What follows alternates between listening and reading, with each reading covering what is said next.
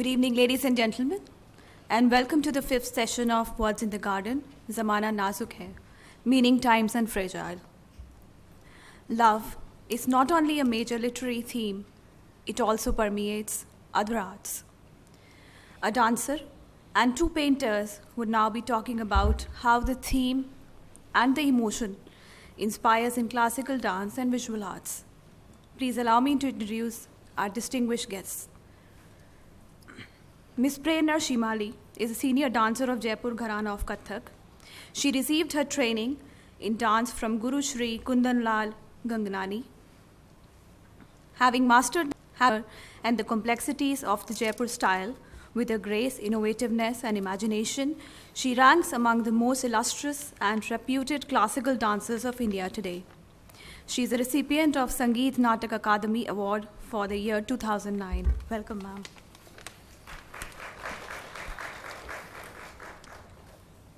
Mr. Manu Parekh is an Indian painter known for his several paintings on the city of Varanasi. Reported to be influenced by Rabindranath Tagore and Ram Kinkar Baji. Beige, he is recipient of 1982 Lalit Kala Akademi Award. The Government of India awarded him the fourth highest civilian award, the Padam Shri, in 1991. Welcome, sir. Ms. Mitu Sen's practice stems from a conceptual and interactive background woven into drawing, poetry, moving images, installations, sound, and performances. She has been awarded the Prudential Eye Award for Contemporary Asian Art in Drawing in the year 2015 and the Skoda Award on the Best Indian Contemporary Art for the year 2010. Welcome, ma'am. This session will be moderated by Mr. Ashok Vajpayee. Over to you, sir.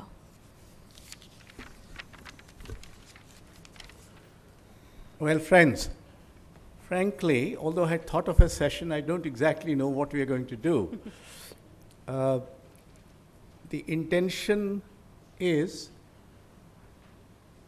that as we explore the theme of love, in the previous session we explored it through literature. This session we want to explore it through visual art and a performing art. And we would very much like the participants, ऐसे कोई सार्वजनिक रूप से अपने प्रेम की अभिव्यक्ति तो नहीं करता है, हालांकि क्यों नहीं करता खुदा जाने, लेकिन इन सब के प्रेम के अपने अनुभव होंगे. अगर उनको न भी बताना चाहें तो ये बताएं कि आपने अपनी कलात्मक अभिव्यक्ति में प्रेम के विषय का क्या इस्तेमाल किया, कैसे किया, क्या कठिनाइयाँ आती हैं.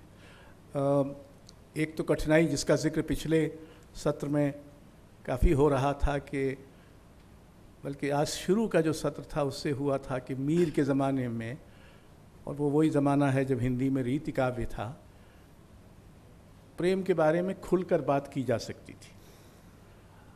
जिसको आज हम अश्लील या आपत्तिजनक कहते या समझते हैं, उस ज़माने में ऐसा नहीं माना जाता था. लेकिन अगर आप वहीं से चलें तो 10वीं शताब्दी से चलें, खजुराहो के मंदिर 10वीं शताब्दी के, उन मंदिरों पर स्त्री पुरुष मिथुन के अनेक मूर्तियां शिल्पित हैं.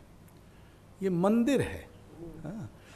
और इन मंदिरों पर ये आपत्ति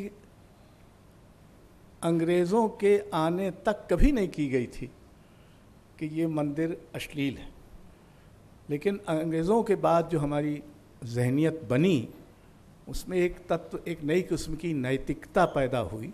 इसका भारतीय नैतिकता से कोई संबंध नहीं था, इसका भारतीय नैतिक परंपरा से भी संबंध नहीं था. हमारे यहाँ कुमार संभव में कालिदास शिव पार्वती के संभोग का खुलकर वर्णन करते हैं और वो रति उनकी कई युगों तक चलती.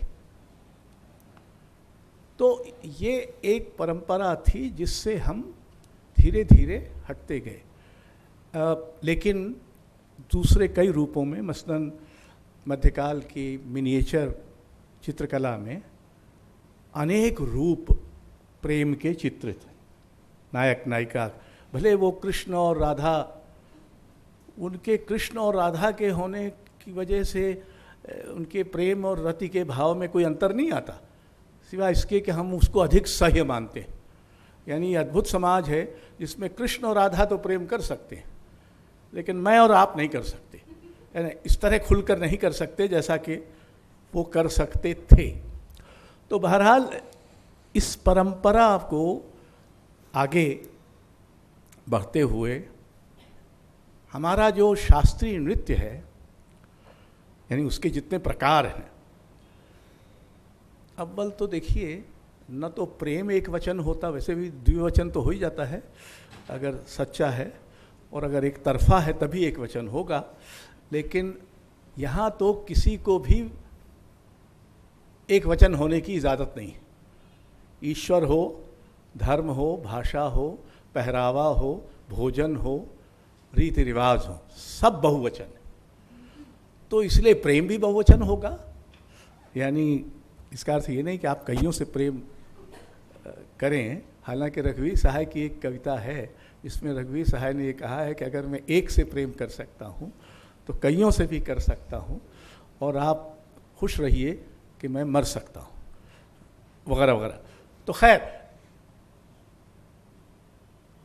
एक कोई ढंग नहीं है जैसे प्रेम करने का, वैसे ही प्रेम को चित्रित करने का, वैसे ही प्रेम को नाचने का, या वैसे ही प्रेम को गाने का। ये अलग अलग विधाएं ज़रूर हैं, लेकिन इनमें जो एक शामिलात खाता है भावों का, वो एक ही से है, यानी प्रेम, रति, श्रृंगार। भारत की बड़ी समस्या ये है कि श्रृंगार की जो बड़ी भारी परंपरा थी, और जो संसार की श्रृंगार परंपराओं में से एक बहुत महत्वपूर्ण परंपरा थी, उसको हमने लगभग पूरी तरह से विक्टोरियन नैतिकता के आतंक में तज दिया।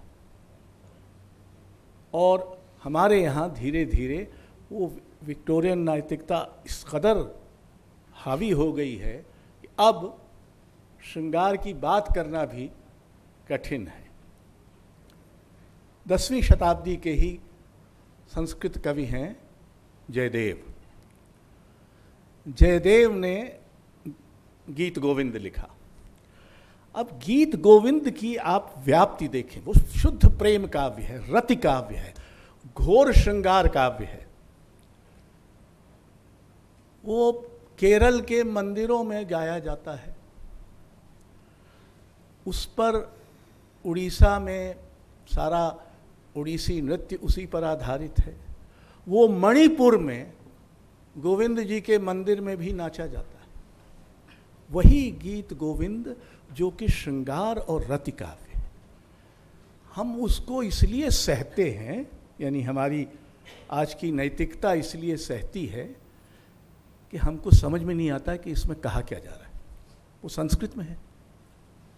हम लोग भी अक्सर जब गाली देना चाहते हैं या कोई ऐसी बात करना चाहते हैं जो कि हो सकता है कि हमारी अपनी मातृभाषा में आपत्तिजनक लगे, तो हम उसको अंग्रेज़ी में कहते हैं, ताकि ये प्रकट न हो सके कि मैं कोई बहुत ही सीधे सीधे ऐसा कैसे कह रहा हूँ।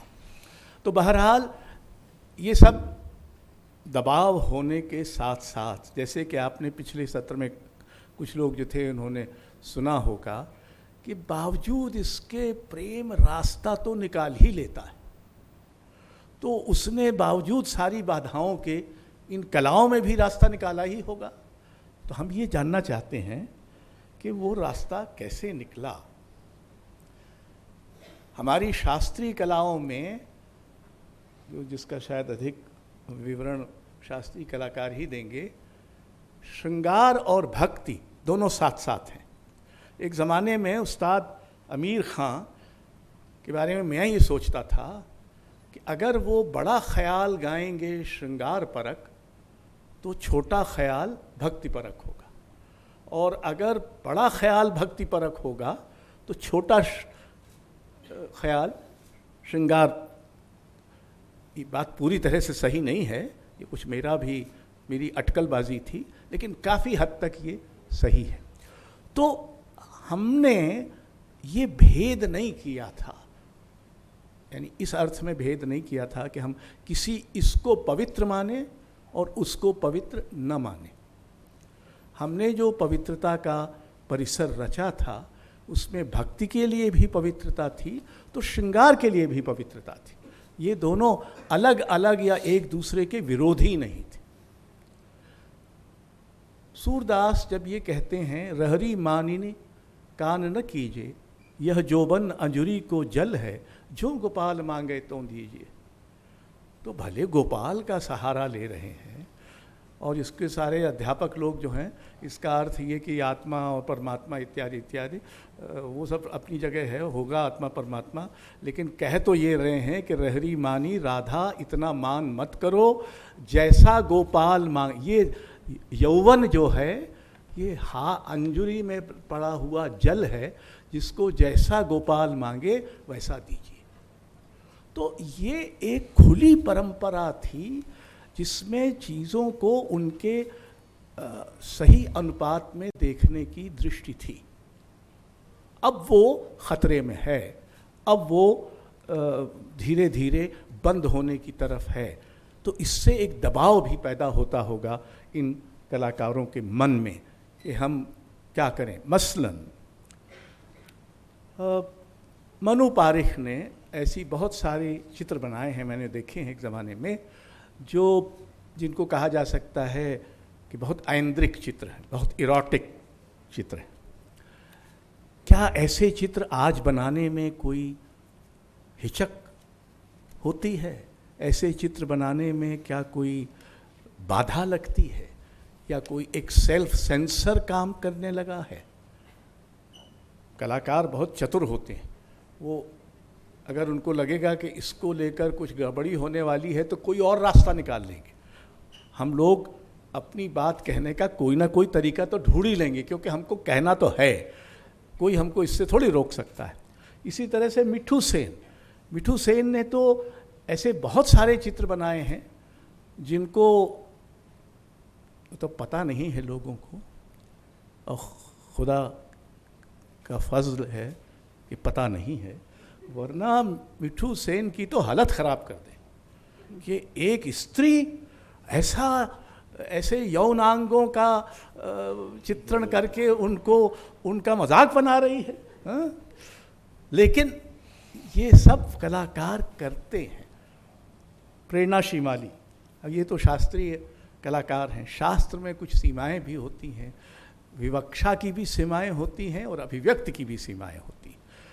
तो बहरहाल ये एक पैनल है जिसमें हम ये जानना चाहेंगे कि उनका स्वयं का क्या अनुभव है प्रेम को व्यक्त करने का, और उनको प्रेम को व्यक्त करने में अपने निजी जीवन की कोई परछाई उसमें डालना ज़रूरी लगता है कि उसकी कोई ज़रूरत नहीं है। उनका निजी जीवन उनकी कला से बिल्कुल सुरक्षित है, यानी उनके जीवन का कुछ और मामला है और उनकी कला का कुछ और मामला है। ये संभव है, होता है, ऐसा नहीं है कि मैंने एक बार मल्लिकार्जुन मंसूर को आए थे भोपाल, वो 2 घंटे मेरे साथ रोते रहे। मेरे साथ मतलब मैं नहीं रो रहा था, वो रो रहे थे, और वो इसलिए रोते रहे कि उनकी बेटी का तलाक होने जा रहा था, और एक पारंपरिक हिंदू के लिए ये बहुत ही कष्टप्रद बात थी। 6 बजे तक वो रोते रहे। 6:30 बजे उनका गाना था। जब 6:30 बजे वो गाने बैठे तो उनके गाने में उनके इस घोर दुख की रत्ती भर छाया नहीं थी। तो एक किस्म का क्लासिसिज्म ये भी है, which does not allow your personal agony or your personal view or personal to intervene. It is classical in itself. तो प्रेरणा जी आप बताइए कि आपके कथक में और हो सके तो पूरे कथक में प्रेम की अभिव्यक्ति कैसे होती है और बिना प्रेम की अभिव्यक्ति के क्या हमारे शास्त्रीय नृत्य संभव है? इतनी सारी बात आपने कर दी है कि मुझे समझ नहीं आ रहा कि कहाँ से शुरू करूँ। नहीं, जहाँ से आपको लगता है जहाँ से आपको लगे वहाँ से आमद। मुझे आमद तो मैं कर चुकी हूँ ऑलरेडी। और हम लोग तो जैसे स्टेज पर मैं जूता पहन कर नहीं आई हूँ, बाकी सभी पहन कर आए हैं, क्योंकि हम लोग तो इसको भी प्यार करते हैं और इसको भी छूते हैं, इससे भी एक माथे से लगाते हैं और तब हम स्टेज पर आते हैं। किसी भी डांसर के लिए मुझे ऐसा लगता है कि you can't be a dancer if you don't love yourself.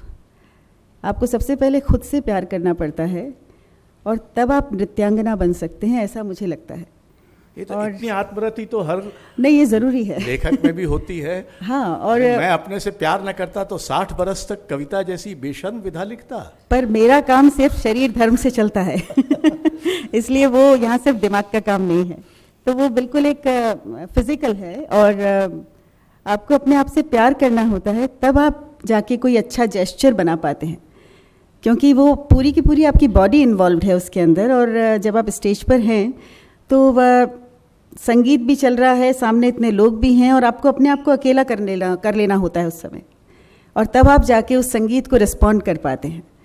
और उस संगीत को आप रिस्पॉन्ड करते हैं, और क्योंकि तब ये जो आत्मरति आप कह रहे हैं, ये आत्मरति होना तभी इतना ज़रूरी है। और मुझे लगता है कि बहुत अच्छा है कि हम लोग आत्मरत हो जाते हैं, वरना इतने लोगों के बीच में अपने आप को अकेला करके उस संगीत को सुन लेना बहुत आसान नहीं है।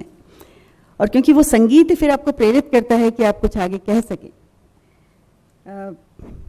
कथक में जब हम लोग ठाट करते हैं, जो हमारा पहला जेस्चर है, तो मैं अब तो मैं सिखाती भी हूँ, पहले जब मैं खुद भी करती रही तो मुझे लगा कि ये सुंदर कैसे बन सकता है। तो वो सुंदर तभी बनता है जब मुझे खुद लगे कि मैं सुंदर शायद दिखाई दे रही हूँ, और तब मैं सुंदरता को आकर्षित कर सकती हूँ शायद, ऐसा मुझे ऐसा लगता है उसमें। और एक और बात भी है कि कथक की जो अपनी भाषा है उसमें इतनी सारी गुंजाइश है उस तरह की कि जिसमें आप, पहली बात तो आप प्रेम के बिना सोच नहीं सकते, क्योंकि प्रेम तो पहली सीढ़ी है, चाहे फिर वो आपको खुद से हो या फिर वो आपको ज़माने से हो या किसी एक व्यक्ति से हो।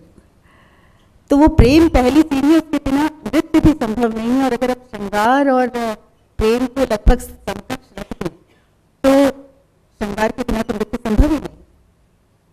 और बहुत कठिन हुआ था जब मुझे कबीर पे नृत्य करना पड़ा, और सबसे पहली उसकी ज़रूरत थी कि उसे श्रृंगार से बचाना है।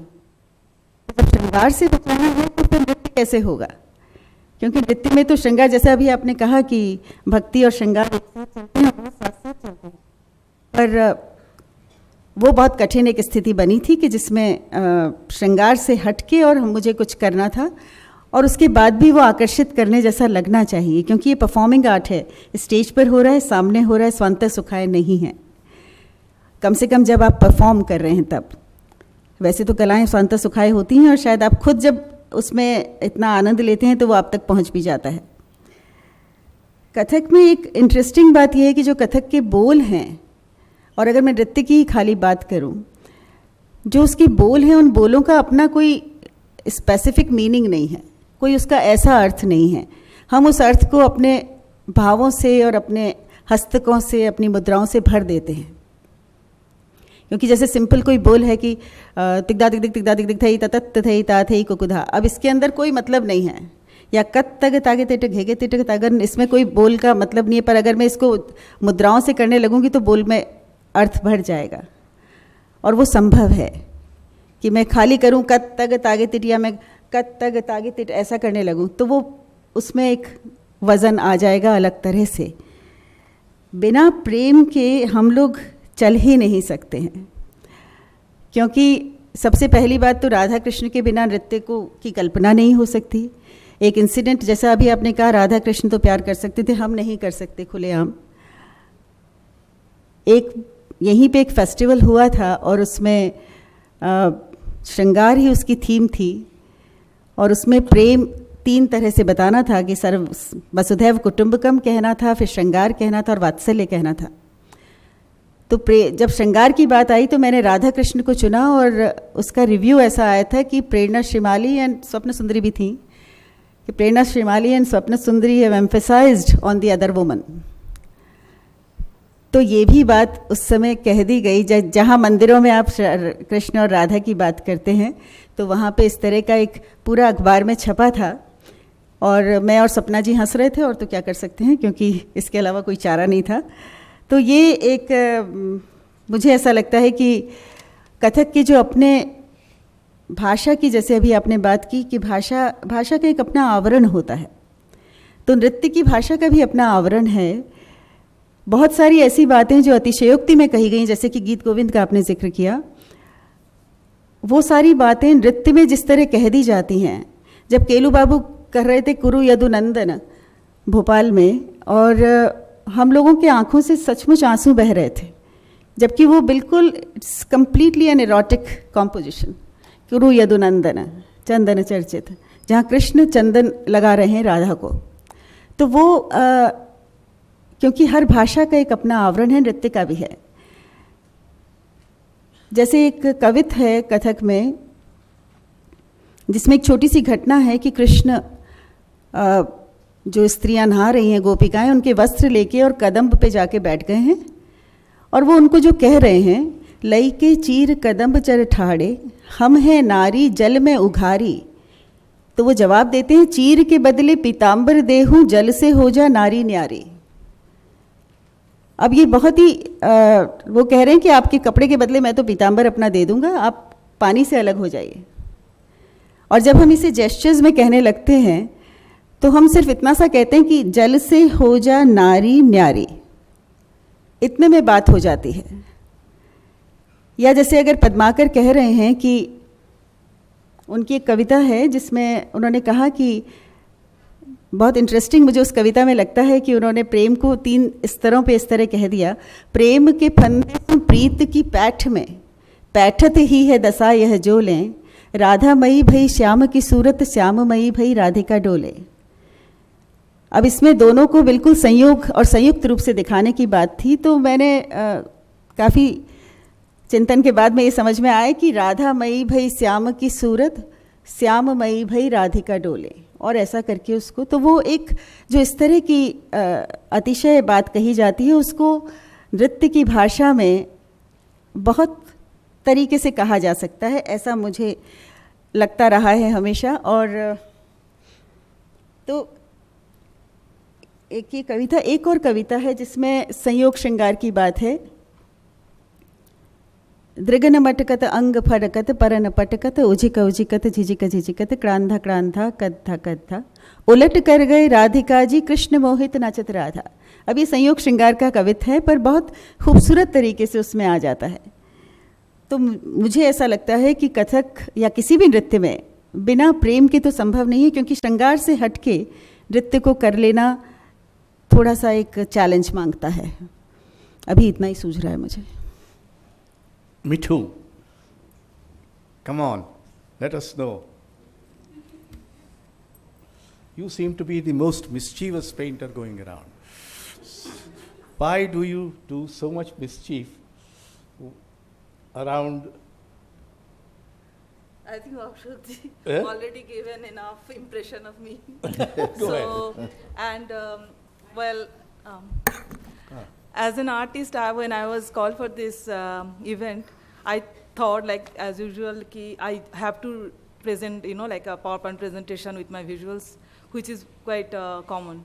I was not really prepared without the image, and so yesterday when I spoke to Malvika or Sangyukta, and they said no, there is no provision of showing images, and I was really like, okay.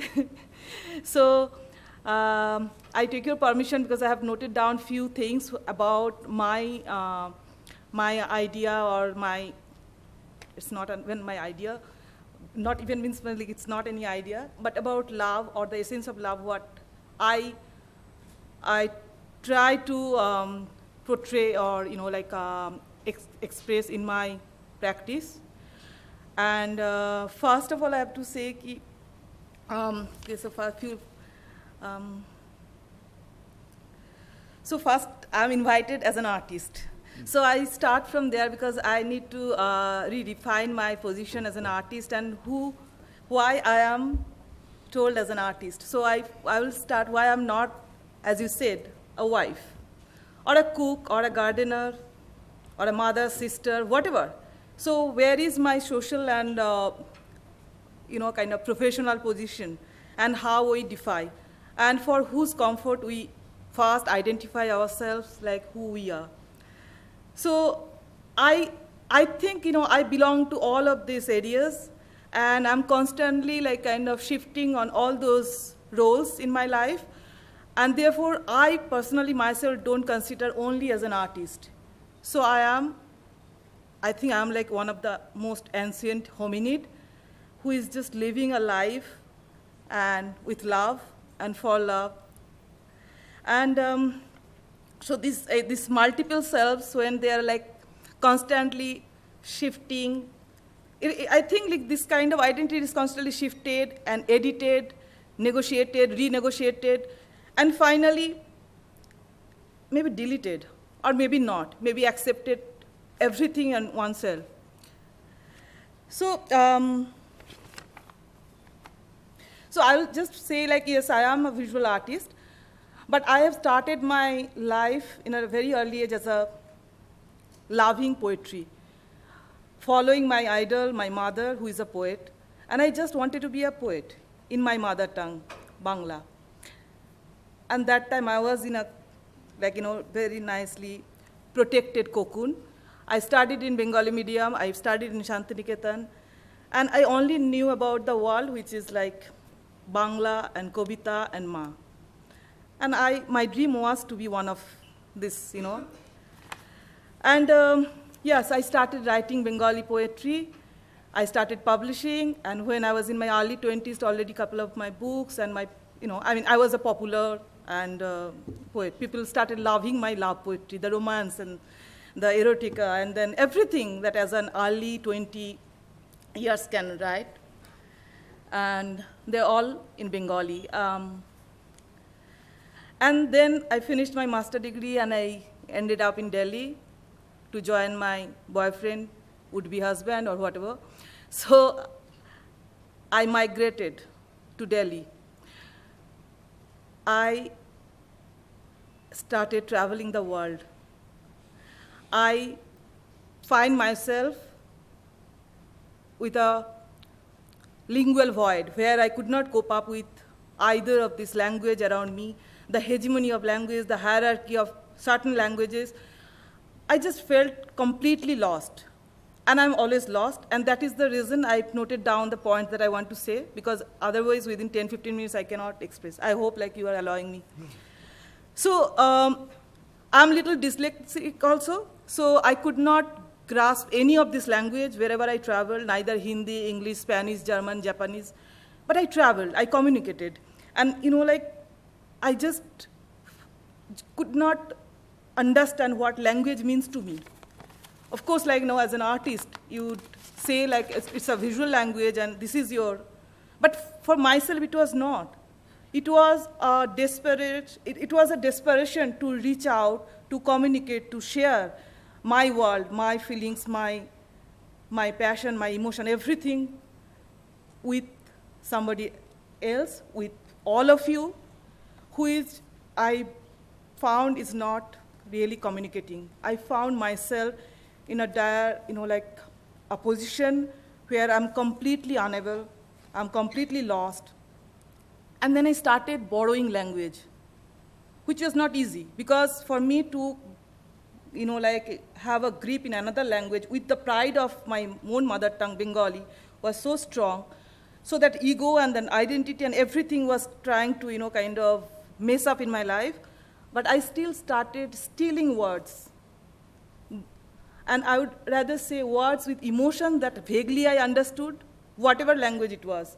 And I used to write it secretly in my diary, maybe one word or one letter in one page. And then I started reshaping them, rearranging them, and thinking that I am still a poet with that kind of composition. And I continued writing like that for some time. And then I think my last book was published more than 10 years back. After that, I completely went into invisibility and silence, but I still was a poet. I could not just write down in any, or document my emotions or my feelings in any given or established kind of language, because I started not believing in language. I was also parallelly practicing my visual art. It's not practicing, I was searching, constantly I was searching myself through. So it was like, I think, what you said about loving self. I found myself that first we need to love ourselves so strongly and to be confident. I started loving myself, thinking I would not let anything go or anybody, no matter what, how much humiliation, how much obstacle comes in my way, I'll still continue speaking, communicating. So I started searching that unknown language which I was looking for, which I name as love. And then following 10 years, when I did not write anything, that void, the silence or the devoid, took a very strong position in my heart. And of course, I travel so much. I had to, depend on some kind of language. And in this kind of broken language, which people start laughing because don't have enough vocabulary. I don't have a constructed grammar to write a beautiful sentence or speak out beautiful things. Because, I think my mother is inside me, and I always feel like I have to explain something in a very poetic way. Otherwise, it just bothers me so much. And when I could not do so in some language, I was almost dying in frustration. And that profound impossibility in this earth to reach and to find a language and to convey my turmoil was really killed me. So I started looking for a universal feeling of humanly feeling, which I started thinking that this is the only way to communicate, and this is the only thing that I can share with the other world. I invented, or I would not say invented, but I started a language which is not any language, it's non-language, or I would rather say it is un-language. It is a resistance that I took as a tool of my practice. So I started undoing the language. And then this kind of unlanguaging, I know all those words I would say, it doesn't belong to any dictionary. But I am sure, I'm confident that you understand my emotion, that what I am trying to say. So these are the words. A lot of my projects and like my series of works are called unbelongings. Same, it's like a non-dictionary word. So I started to reach all those subconscious level of emotions which we don't speak out, which we don't say, which is hidden, but which exists. It's like kind of, some kind of surreal or some kind of quantum, state of mind, unheard, unseen, unspoken, all those voices. I took them as my weapon. And people call it gibberish or whatever. But this is the language I started speaking and communicating. And because, I still found myself so isolated in this land, where constant chaos and the unfair things happening all around me, and I can't do anything. I feel so hopeless and helpless. Ironically, my name is Mithu Sen. So I think sometimes from sane, I became insane. And then insanity started growing. I found that this uncomfortable zone where the tabooed and repressed aspects of the society come to define my reactions, with these words popping up always in my mind. No matter, every day you see Nirbhaya, Bhemula, Trump, Modi, who is not? Godhra, Syria, how you can leave this world? This is like constantly this word which is like come as a sound, but actually destroy my every morning. So then I started believing in unicorns, mermaids, angels, fairies, Grimm brothers, Thakurmar Jhuli, Bhoot Petni Dotti Dano Rajputro, Rajkumar, all. I would not have been alive today if I was not making an alternative world within myself. This parallel universe gives me a reason to live and love myself more. I create a world around me which gives comfort and hope to continue living. My medium is life. An uncomfortable ambience, subversion, provocation, and challenges are thrown to the rigid etiquettes and institutional codes in my work, which some of them, Ashokji, I'm not going to that description because they are the visuals, and of course, I provoke people, I seduce. I throw the challenge to contemplate. But for me, it is my protection. I just have to live and protect myself. So I have created a world which is inside this world only, which is not anywhere outside. So my works are my wall, built around me to protect me from this ongoing situation and the reality. This is becoming like an act of resistance, and this struggle countered the institutional structure, and etiquettes, and everything. I just can't bother many things, and I just don't know how physically I can go and protest. I'm not an activist. I'm a very romantic person, so I want to be like. So I try to look up those all in my practice, in my art or whatever performance, or I try to look and respond all those marginalized areas where subtle hierarchical code or the hegemony are imposed in this society. Like it could be sexual, political, regional, emotional, lingual, sentimental, whatever. So I try, my issues are around the idea of untabooing the sexuality, homosexuality, unmonolith the idea of identity, radical hospitality, traveling through guest-host hospitality and tolerance, and the lingual anarchy. Perhaps I think sometimes I overvalue love conversation. So love is actually very romantic. It is like death. It's like the other side of our life, unknown, unreachable, but sublime. And there is always a surprise waiting for us, and which we spend all our life just waiting. So we can never reach there, what we consider as love or we imagine as love. So I have cultivated a world where I feel that I am constantly doing my act as a way of life, where it's cooking or drawing or singing, dancing, jumping. But actually, I'm waiting for that love, and I'm time passing this life, and I'm constantly waiting. And this incessant wait and that imaginary lover whom I want to share my love is also waiting in that other side. And in life, I think in my daily way, whatever I do as a byproduct or bonus, I am living my life and I'm loving my life this way, and I'm waiting. I'm unfinishing myself and unfinishing with my imaginary lover. So this is how. Well, thank you.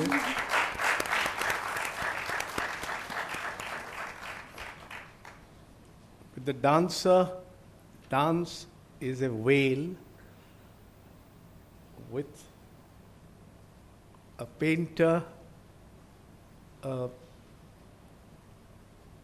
It's a way of waiting for this impossible, perhaps unreachable lover. Now, Manu Parikh, where are you? अच्छा मैं कुछ एक गरीब simple घर से आया हूँ, तो ये लव को लेके काफ़ी जो बड़ी बड़ी बात है वो तो सुना भी नहीं था। मगर मुझे लगता है मेरी शुरुआत जो हुई है इस एरिया में पूरा ऑर्गेनिटी से हुई है कि एक राइट उम्र में एक अपोजिट सेक्स की कंपनी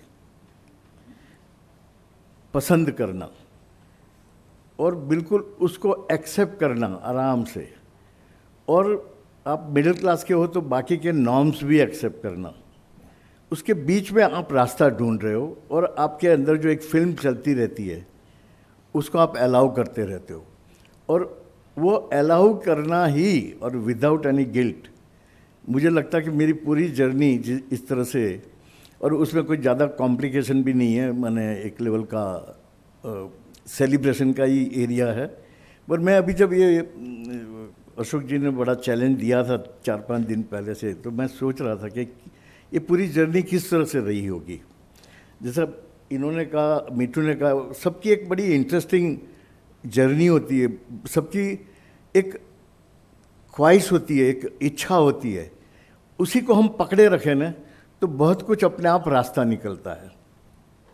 मेरा बेसिकली लव और ऑर्गेनिक एरिया में एक ही चीज़ है कि the interest for opposite sex, और उसमें फिर आप अपोजिट सेक्स बोल के स्त्री बोलते हो, स्त्री बोल के फिर उसको एक और दायरा देने की कोशिश करते हो, और फिर उसमें फिर आपका मैरिज भी आता है, पत्नी भी आती है, और बिल्कुल लाइफ सिंपल तरीके से चलती रहती है, मगर जो आपके दिमाग में एक जो थी उसके साथ साथ बिल्कुल आराम से ऑपरेट होती रहती है। मुझे लगता है कि अब ख्याल आता है कि मुझे विमेन की कंपनी मैंने बहुत ही पसंद है, और लोग बोलते हैं कि एक स्त्री की जरूरत 20 मिनट के लिए, मुझे लगता है मुझे 24 घंटा चाहिए। तो मैं कम से कम 1 घंटे के लिए तो है यहाँ, देखिए स्त्रियां ही अधिक हैं कि आप एक इतना इंटरेस्टिंग कंपोजिशन बन जाता है कि स्त्री के लिए पुरुष और पुरुष के लिए स्त्री, कि इतने कामों है मैंने करने का, और साथ साथ उसकी लिंक है, वो एक सबके दिमाग में कहीं एक वो मिसचिफ है ही है, और वो मिसचिफ का एरिया ही सेटिस्फाइड करता है, वो मिसचिफ का एरिया ही जीवन को थोड़ा आगे ले जाता है। एक चीज़ मैंने देखी, रिपीटेशन कैसे एक लाइफ को आगे ले जाता है। उस ज़माने में मैं देखता था कि एक लड़के को एक लड़की कहीं देखी, अच्छा लगा, तो उसी टाइम से वो वहाँ गुजरता है, तो 3 दिन के बाद वो एक पैटर्न बन जाती है कि वो भी वहाँ खड़ी रहती है। 6-7 दिन की प्रैक्टिस से दोनों को समझ में आ जाता है कि दोनों एक दूसरे का टाइम मेंटेन करते हैं। ये 7 दिन आपको थोड़ा और आगे बढ़ा के एक दूसरे के सामने हंस लेते हैं। ऐसा ही 7 दिन फिर इंट्रोड्यूस कर देते हैं अपने आप को, और 7 दिन की प्रैक्टिस हाथ पकड़ने पे आ जाती है, और कुछ दिनों की प्रैक्टिस चूमने पे आ जाती है, और कुछ दिनों की प्रैक्टिस सोने पे आ जाती है, और उसी और कुछ दिनों की प्रैक्टिस एक दिन आपका पार्टनर बोलता है कि भी मुझे पेट में दर्द है, और आप उनको डॉक्टर के वहाँ ले जाते हैं। जीवन वहाँ से शुरू होता है। डॉक्टर पहले कॉन्ग्रेचुलेट करता है और एक चिट्ठा देता है कि इतनी दवाइयाँ ले आइए, और आपको फिर वो दवाइयों के पैसे और कमाने की सोचनी पड़ती है। जीवन बिल्कुल इतना सिंपल है, मगर उसको अगर हम पकड़े नहीं रखते, वही रोमांस, वही लव, हाँ, वही सेक्सुअलिटी का एरिया, उसको अगर कंटिन्यू करे हमेशा के लिए, उसकी एक लालच, उसकी भूख, माने वो सामने वाले पार्टनर को पता होना चाहिए कि इस साले को यही चाहिए, हाँ, और फिर आप बाकी की चीज़ें करते रहो, माने एक लेवल का भक्ति भाव से करो या कैसे भी करो, तो मेरे ख्याल से जीवन बहुत ही सिंपल वे से चलता है। और इसका जो ये एरिया का एक सेलिब्रेशन है, और जो हम एक दूसरे की अपोजिट सेक्स का जो मज़ा है कि दोनों का मिलने का, वो मैंने काफ़ी बरसों तक एक रहता है। ये मैं थोड़ी सी कॉम्प्लिकेशन देखता हूँ, पर मुझे एक वहम है कि कॉम्प्लिकेशन जो बाहर के है और डिवोर्स, ये वो ठीक है, कितने लोगों का क्या चलता होगा हमें पता नहीं, और जब थोड़ा सा जानते हैं तो पता लगता है कि रियली एक लेवल की रिलेशनशिप भी जीवन आगे बढ़ा रही है, और सबका चल रहा ठीक से। ऐसे ज़रूरी नहीं कि देख लिया कि एक बाजू से क्राइसिस ही हो रही। अगर हम उसी को बढ़ाया करें, एंड ऐसा पुरुष मुझे लगता, मुझे औरतों से डर नहीं लगता। मुझे मोस्ट पावरफुल औरत मेरे लिए बहुत ही गुड कंपनी है। मैंने इवन जॉब भी किया 25 साल तक अंडर पुपुल जयकर, तो शी वॉज माई बॉस। तो बहुत मज़ा आता है औरत का ऑर्डर लेने में भी, और इवन वो लोग थोड़ा डोमिनेट करे तो वो आप थोड़ा कर लो, मैंने उससे इंस्पिरेशन आता है। तो इस तरह से मुझे लगता है कि एक मेरे लिए यही एक ऑर्गेनिक एरिया है। फिर वो ऑर्गेनिक एरिया को एक्सप्रेस करने जाओ तो एक लेवल का फिर you enter in A erotic area. अगर शब्द होते तो जो दूसरी तरह से बोल सकते थे, मगर मैं शब्दों का एरिया का आदमी नहीं हूँ। मैं उस तरह का पढ़ी पढ़ाई लैंग्वेज भी बोलना भी नहीं चाहता, सीखना भी नहीं चाहता। हाँ, मैं बिल्कुल एक इसमें स्ट्रेट सिंपल रहना चाहता कि यही जीवन है और उसको मैं इस तरह से लीड करना चाहूँगा। तो मुझे लगता है कि अब एक मेरे जीवन में एक बात थोड़ी सी, मैरिज का एरिया बिल्कुल एक अलग किस्म का है कि जब एक अपोजिट सेक्स की एक इच्छा शुरू होती है तो लकीली मुझे मेरी 12 साल की उम्र में माधवी जी से मेरा विवाह ठीक हो गया था। मैंने गुजरात में विवाह इसको बोलते कि दो पेरेंट्स के बीच में बात हो जाती है कि भाई मेरा बेटा और आपकी बेटी से शादी कभी करेंगे। तो उसका एक, तो मेरे दिमाग में तो एक व्यक्ति थी ही थी। और मुझे याद है कि मैं मैट्रिक में जब था तो 100वें पेज पे मैं माधवी का नाम लिखता था।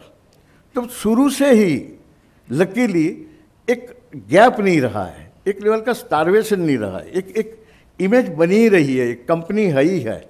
तो एक अभाव के बदले जो है उसके साथ कैसे जीवन जीना, जो मिला है वो ये कि एक हम काफ़ी इसको कैपिटल ये लगा के ना कुछ क्वीन होनी चाहिए सोचते हैं, मगर पता नहीं कि जो घर में बाजू में जो कौन है उसको हम जानने की कोशिश करें या सामने वाला आपको जानने की कोशिश करे। तो मुझे लगता है कि ये एरिया में तो कितनी पॉसिबिलिटी है कि और यही चीज़ जैसा हमारा एक अरेंज मैरिज है तो उसके भी अपने प्रॉब्लम्स होते हैं। और मैं तो खुश था कि भाई मुझे मेरे लिए तो एक लड़की है। और मैंने माधवी को 9 साल की उम्र में देखा है, 9 साल की थी तो किसी की शादी में देखा था कि ये लड़की के साथ मेरा आगे जाकर शादी होने वाला तो अब शायद एक कंटिन्यूस चल रहा होगा दिमाग में। तो जो एक बड़ा इंटरेस्टिंग, मीठू ने अपना एक वर्ल्ड बताया, मेरे एक वर्ल्ड में बिल्कुल एक लेवल की सिंप्लिसिटी जो मिला है वो, but at the same time जो मिला है वो कॉम्प्लेक्स है, it's not a easy thing. कि एक जब अरेंज मैरिज होता है तो वो एक कॉन्सेप्ट है। लव मैरिज में एकदम इट्स ए फिगरेटिव, सामने एक ही व्यक्ति को आप प्यार करते हो और इससे शादी करना है। और अरेंज मैरिज में आपको 500 आदमियों के बीच में अग्नि के सामने आपको एक व्यक्ति से शादी कर देते, तो 500 आदमी इंपॉर्टेंट बन जाते, द होल कॉन्सेप्ट। तो उसके एक अपनी पर्सपेक्टिव है, उसका अपना एक एरिया है। और उसमें आने वाली व्यक्ति, क्योंकि आदमी तो घर छोड़ के जाता नहीं, आज तक लोगों को नहीं पता लगे जो घर छोड़ के आते हैं उनके अपने क्या प्रॉब्लम्स होते होंगे। हाँ, कि उन्होंने जो जीवन जिया होगा उसको आप बिल्कुल तुरंत ही घर बदल देना, व्यक्ति बदल देना, तो उनके अपने प्रॉब्लम्स होंगे। तो मैंने एक देखा कि जब हम दोनों ने, माधवी यहाँ बैठी हुई है, तो इट्स इंटरेस्टिंग कि सामने वालों को एडजस्ट करने में कितनी प्रॉब्लम होती होगी कि एक नया घर, नया कल्चर, फिर आप 2 कल्चर एकदम अलग अलग है और उसके बीच में आपको सिर्फ रास्ता निकालना है। मगर मैंने देखा ऑल क्राइसिस के बीच में हमेशा एक रास्ता होता है, सिर्फ आपके दिमाग में वो मिस्चिफ है। तो मैंने, मेरी एक ही रिक्वेस्ट है कि वो मिस्चिफ तो बिल्कुल बचाए रखनी चाहिए, मेरे में तो अभी तक है। हाँ, तो वही आपको एक रास्ता दिखाती है। और मुझे याद है कि एक बार, ये मैं पर्सनल बात यहाँ बोल रहा हूँ, कि माधवी ने मुझे ये बताया, क्योंकि जब नए घर में आप आते हो तो आपको आपके अनलकीली एक लड़कियों की भी एक प्रॉब्लम है कि उनको लगता है राजकुमारी आने वाला, उसके बदले मनु पारे खा के खड़ा रह जाता। तो एक सबसे बड़ा लोचा शुरू होता है पूरी फैंटेसी में इस बात का कि वो राजकुमार आता नहीं घोड़े पे। हाँ, तो असली शुरुआत मुझे लगता है एक जो इमेजिनेशन की वहीं एक शुरू होती है, मगर फिर उसको भी जो आप आए हो उसको आप इंट्रोड्यूस करो कि माने आप राजकुमार से कुछ कम नहीं हो, करके दिखाएंगे। माने वाला एक ये होनी चाहिए कि क्राइसिस भी हो तो एक मुझे लगता है कि मैं यंगस्टरों को ये बोलना चाहता हूँ कि कितनी भी लड़ाई हो जाए बोलो ना कि आना है, हाँ, तो काफ़ी प्रॉब्लम सॉल्व हो सकते हैं। मगर इट्स ए वेरी सिंपल। कोई बोलेगा कि अरे मुझे एक सेक्सोलॉजिस्ट जो प्रकाश कोठारी वो मेरे दोस्त हैं, तो वो बोले यार ये आप ये सब जैसे खाने के साथ सेक्सुअलिटी का एक रिलेशन है। आपके लिए जो बेडरूम जितना इम्पोर्टेंट है इतना ही किचन और इतना ही स्टडी जिसको बोलते हैं, और वो स्टडी सिर्फ आपके लिए नहीं, आप दोनों के लिए। अगर ये तीनों चीज शेयर कर सकते हो तो मेरे ख्याल से life is very simple still today. मगर वो जो मैं स्टडी बोला तो उसमें आपके पार्टनर का भी एक अपना एक्सप्रेशन, एक अपनी कैरियर होनी चाहिए, एक अपनी पहचान होनी चाहिए। इस पर जरा सा भी इम्बैलेंस किया ना तो प्रॉब्लम फिर इम्बैलेंस वाले ही आएंगे। तो मुझे याद है कि एक बार शुरू की क्राइसिस में हमें हमारी लाइन भी एक प्रॉब्लम वाली है कि हमें जो करते हैं उसमें समझ में नहीं आता कि क्या करना चाहते हैं, क्या हो रहा क्या नहीं हो रहा। कैरियर थोड़ी डिफ़िकल्ट है। जो नॉन आर्टिस्ट एरिया में से आता है उनको समझ में नहीं आता कि यार ये तो किस तरह का आदमी है। तो 10 किस्म के क्वेश्चन होते होंगे इनके दिमाग में। तो मुझे एक बार मैं सिर्फ माधवी को मिलने जाता था। अच्छा, बस हमारी फिर 18 साल की उम्र में शादी हो गई, जो हम दोनों को नहीं करनी थी, मगर क्योंकि माधवी की बड़ी बहन की शादी करनी थी, दो की साथ में करनी थी, और उनके पिताजी गांधीयन थे, स्कूल टीचर थे, गांव में डॉक्टरी फ्री कर, मैं बड़ा रिस्पेक्ट से देखता था, तो उनकी बात मुझे माननी पड़ी। उन्होंने कहा बाद में साथ में मत रहो, और मैं 15 दिन के बाद ही शादी के JJ school of art join किया और उन्होंने अपना पढ़ाई कंटिन्यू रखा। मैं सिर्फ वैकेशन के टाइम मिलने जाता था, तो हम पहले दिन से 5 साल तक साथ में सोए नहीं हैं, क्योंकि तब एक किस्म का दोनों के दिमाग में आइडियोलॉजी थी कि कुछ बनना है और उसमें फंसना भी नहीं है। तो उन दिनों में मैंने एक रियलाइज़ किया माधवी के बारे में कि उसको ट्रिमेंडस फ्रीडम चाहिए, और तब मुझे लगा कि उसको अगर मैंने फ्रीडम नहीं दिया तो आई हैड इट। ये मुझे उस ज़माने में, आई मस्ट बी 19, तब 1 आध साल में जो मिलने जाता था तब पता लगा। और ऐसी कोई वो मैं गया हूँ तो रोमांटिक होके स्कूल जाते हो तब टाटा बाय बाय करना वगैरह कुछ नहीं था। तो काफ़ी मैं एक इम्प्रेस होते गया कि एक टिपिकल विलेज का टॉम बॉय क्वालिटी, जो मुझे लगा कि ये मुझे फ्रीडम देना ही होगा, नहीं तो आई हैड इट। तो एक दिमाग में उस समय था। फिर जब कुछ सालों के बाद साथ में रहने लगे, तब एक बहुत ही इंटरेस्टिंग उसने मुझे कंप्लेन करी, और ये मैं बोलना चाहता हूँ। उसने ये कहा कि अगर तुम उस दिन, वैसे घोड़े पे नहीं गया था, मगर तुम उस दिन घोड़े पे बैठ के मेरे घर नहीं आते तो मैं बहुत कुछ आगे बढ़ जाती। उस समय मेरा जो जवाब था, मुझे लगता अभी वो जवाब बहुत ही, उसका बोलना बहुत ही इम्पोर्टेंट है। माने व्यक्ति में इतना फ्रीडम होना ही चाहिए बोलने का, स्पेशली विमेन को, कि एरिया में डिससेटिस्फेक्शन। और मैंने जवाब दिया कि जो होना था वो हो गया है, बट तुमको आगे बढ़ाने में मैं कभी पीछे नहीं हटूंगा। और बाकी ये द होल हिस्ट्री के माधवी ने पेंटिंग का भी, अब देखो ये माधवी का पेंटर होना, वो अगेन जीवन नहीं समझ सकते। आर्टिस्ट का जीवन थोड़ा डिफिकल्ट होता है क्योंकि उसको समझ नहीं, एक तो इकोनॉमिकल क्राइसिस, 10 किस्म के प्रॉब्लम होते हैं। ओनली थिंग, मैंने ये जो जवाब दिया कि पीछे मैं नहीं हटूंगा, मुझे याद है कि जब हम घर छोड़ के बॉम्बे आ गए और मैंने जॉब ले लिया, तो पहले दिन ये जो अभी फेमस नाम है तारक मेहता, उनसे 100 रुपया उधार लिया और मैंने उनको दूसरे दिन जाके मॉन्टेसरी का कोई कोर्स ज्वाइन करवा लिया, ताकि मुझे लगा कि वो टीचिंग वही उनके लिए एक्सप्रेशन रहेगा। मैंने जॉब लिया 2 साल के लिए, मैं सोचा वो अपना कोर्स कर लेगी, थोड़ा सा जॉब मिल जाएगा छोटा, और मैं फिर एक्स्ट्रा पेंटिंग सिखाऊंगा। जॉब, मुझे जॉब करना नहीं था, 2 साल के लिए लिया था।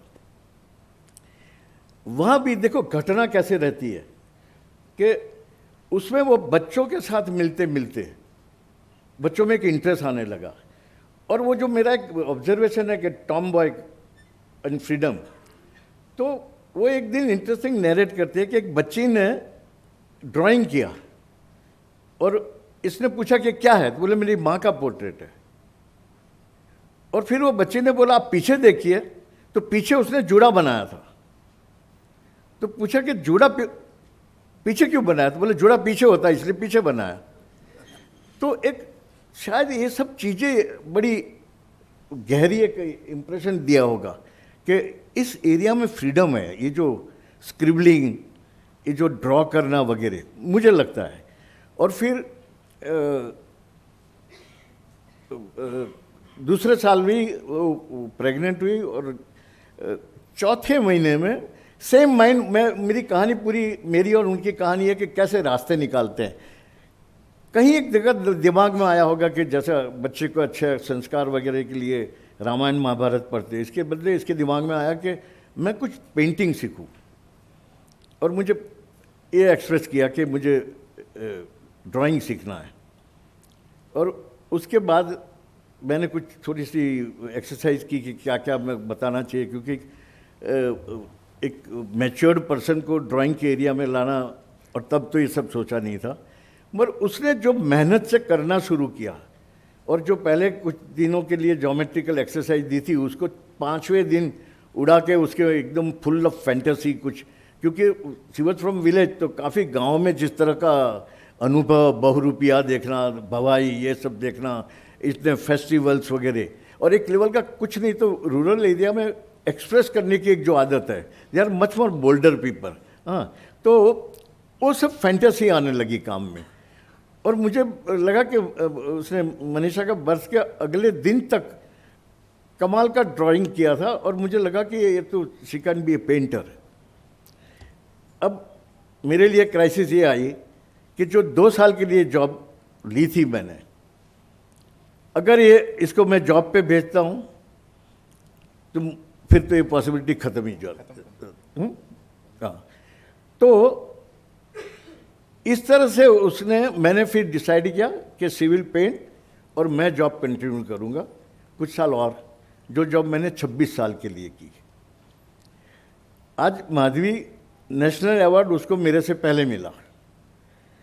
तो पूरी ये कहानी में, पूरी ये स्ट्रगल में मैं फिर से बोलना चाहूँगा कि आने वो जो एक एरिया है ना, वो एक लेवल की जो फ्रेंडली एरिया है, उसमें मेरे ख्याल से बचाए रखने से life can be very simple. Well, we have run out of time, but we may still take 5 minutes for a question or two. Is there a question? Please raise your hand and the mic will reach you. If you don't have any question, that's very good. Shut up. Huh? मुझे फिर से कहो। ये अभी तक मेरी कहानी में जो मैं आने बोलता हूँ, इसमें लव का एरिया की बात बोले जा रहा हूँ ना। Well, we are not here to define love. we were here to tell you what happens in love, or what मेरा may एक not सवाल है, अशोक जी, मेरा सवाल है। हाँ जी। आप लोग, क्योंकि मैं तो परफॉर्मिंग आर्टिस्ट हूँ, आप लोग विजुअल आर्टिस्ट हैं, आप लोग अपनी आर्ट में प्रेम को कैसे टैकल करते हैं? क्योंकि मैं तो अपनी भाषा की बात कर रही थी, तो आप लोगों की अपनी जर्नी हम सुन रहे थे, तो उसे आप कैसे टैकल करते हैं? अपने मतलब अपने पेंटिंग में आप या अपने आर्ट में आप कैसे टैकल करते हैं प्रेम को? वो शब्दों में बोलना मुश्किल है कि हम क्या क्या करते हैं उसमें. I think I just do whatever comes to my mind. Nothing can stop me. Because of my some kind of strong vocabulary in my art practice, in whatever form, sculpture, drawing, video, or performance, or poetry, I've been even censored few times. But I just do what I want to do. I don't fear of anything because I love. So instead of fear or I put the verb love, and I just do. I continue doing, and it's just expression of that immediate and collective, like memories and then what.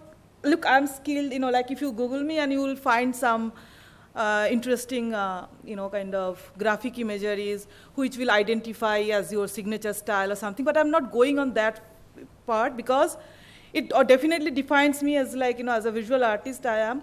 But the part I tried to convey is like what I really feel, that the feelings, that anubhav of love, what is my idea of love, which I think like all our life we search and we wait because it's an undefined area, an unreachable area, and that excitement keeps us living and loving life. So that is what love is. And so I'm really unable to explain from my side unless there are some visuals, and I can can say like I did not stop from what I wanted to express. Is it important that love should be there or not? Love is everywhere. What is important? It's how can it be even like unimportant? If there is no love, then you can't paint? No, I can't do anything. I can't breathe. Love is everything. I mean, Yes, lady there.